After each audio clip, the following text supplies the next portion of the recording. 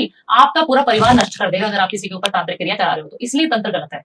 अगर आप अच्छी चीज के लिए कर रहे हो, तंत्र हमेशा काम करता है, 100% अच्छा है। बिल्कुल। तो एक चीज आनंद से भी कह रहे हैं कि काम करता ही है। अगर किसी के ऊपर वशीकरण हो रखा है तो उसका पता कैसे चले और उससे कैसे निकल सकते हैं एक वैदिक रेमेडी के अकॉर्डिंग? देखिए, सबसे पहले तो तांत्रिक क्रिया आपके ऊपर हो गई, वशीकरण हो गया, तो इंसान को ना कुछ समय के लिए वो क्रिया काम करती है। उसके बाद ना वो सब याद आता है उसको कि अच्छा ऐसे हुआ था, वैसे हुआ था। मेरे काफी सारे क्लाइंट है, तो एक छोटा सा किस्सा सुना देती हूँ। मेरी क्लाइंट है, मेरे पास क्लाइंट आता है और वो बोलता है कि मेरी जो वाइफ है, अपने मुंह से उसने मेरे को बोला, मेरी वाइफ के ऊपर मैं इनसे प्यार करता था, मुझे इसी से शादी करनी थी। मान नहीं रही थी क्योंकि अच्छे घर की थी, सुंदर बहुत थी। तो मैंने कहा फिर आपकी तो शादी हो गई, आपके बच्चे भी हैं, आप बता रहे हैं। तो बोले हाँ मैडम, मैंने इसके ऊपर वशीकरण करवाया था। वशीकरण करवाने के बाद वो जो फीमेल है, 3-4 साल का उनका बेटा हो चुका है, और उसके बाद बच्चा होने के बाद वो बोलती है कि मुझे याद है कि तुमने मेरे ऊपर वशीकरण कराया था, मैं तुम्हारे साथ नहीं रहूंगी। वो अपने बच्चे को लेकर अपने मायके शिफ्ट हो गई।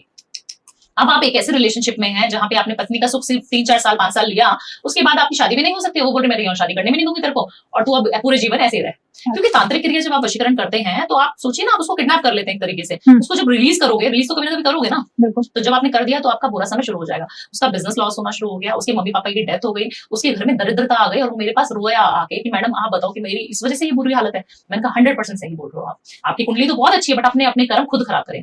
सबसे पहले वशीकरण करना नहीं चाहिए किसी को, ना करवाना चाहिए। दूसरी चीज, पता कैसे चले आपको ना, जब वशीकरण होगा ना, आपको किसी से प्यार नहीं है भारती, आज आप उससे प्यार करने लग जाओगे। जिस इंसान से आप नफरत कर रही हैं, आप उसके प्रति आप देखेंगे खिंचाव महसूस हो रहा है, ना चाहते हुए भी एक्स्ट्रा मैरिटल अफेयर करने की जिज्ञासा आ रही है। मन में, दिमाग में ऐसे थॉट्स आ रहे हैं कि कहीं ना कहीं आकर्षण बढ़ रहा है, क्या शर्ट पहनी है, क्या परफ्यूम लगाया है, आज कुछ करें क्या।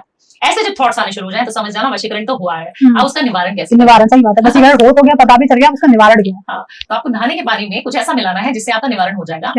आपको ना भस्म होती है जो महादेव को हम चढ़ाते हैं, आपको एक चुटकी भस्म इत्र के साथ, इत्र भी ले लेना है, भस्म भी लेना है। जब इत्र डालना है, सबसे पहले तो इत्र डालना है, बकेट ले लें, इत्र डालें, अपने पति का नाम, अपने पार्टनर का नाम, गर्लफ्रेंड बॉयफ्रेंड में भी होता है ना ये सब चीजें, तो आपको अपने पार्टनर का नाम डालना है कि मेरा संबंध इनके साथ है, इसके अलावा मुझे कहीं इधर उधर कोई नजर नहीं जाती, मैं कुछ सोच ही नहीं सकती इसके अलावा। जब आप लास्ट मग डालें ना, उसमें एक चुटकी भस्म डाल लें, जो हम भभूति बोलते हैं जिसको, वो डाल लें, और बोले जिसने भी मेरे ऊपर वशीकरण किया है, मेरे ऊपर कोई तांत्रिक क्रिया करी है, वो सब चली जाए, जिसकी है उसी के पास चली जाए। ये बोल के लास्ट वाला मग आपको डाले ना, फिर एक फ्रेश वाटर आप ले सकते हो, शावर भी ले सकते हो। उसके बाद ये क्रिया आपको करनी पड़ेगी 3-4 महीने तक कंटिन्यूसली। 43 डेज के अंदर अंदर आपका जो वशीकरण है, उसकी जो इंटेंसिटी है, जो उसकी पावर थी, वो कम होनी शुरू हो जाएगी।